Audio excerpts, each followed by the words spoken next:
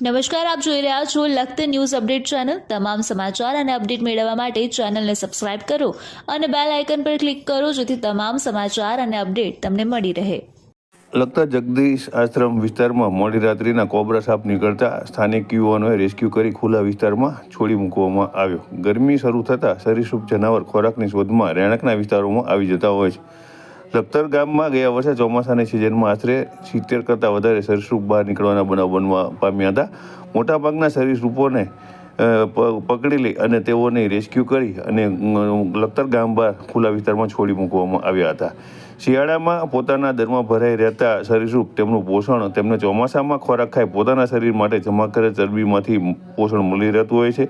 હાલ ધીમે ધીમે વાતાવરણમાં ગરમ થઈ રહ્યું છે, ગરમી વધતી જાય છે, ત્યારે સરીસૃપને જમીનમાં બનેલા દરમાં ગરમી લાગતી હોય સાથે ખોરાકની જરૂર હોય, ખોરાકની શોધમાં રહેણાંકના વિસ્તારમાં આવી જતા હોય છે। ત્યારે જગદીશ આશ્રમ પાસે વિશ્વનો બીજા નંબરનો સૌથી ઝેરી સાપ કોબરા સાપ નીકળતા સ્થાનિક યુવાનોએ તેનું રેસ્ક્યુ કર્યું હતું અને તેને લઈ અને નર્મદા કેનાલ વિસ્તારની અંદર ગયા હતા અને ત્યાં તેને છોડી મૂકવામાં આવ્યો હતો। હાલમાં દિવસે ને દિવસે ગરમી વધતી જાય છે, ત્યારે સરીસૃપોને પણ જમીનમાં રહેવું મુશ્કેલ બનતું હોય છે।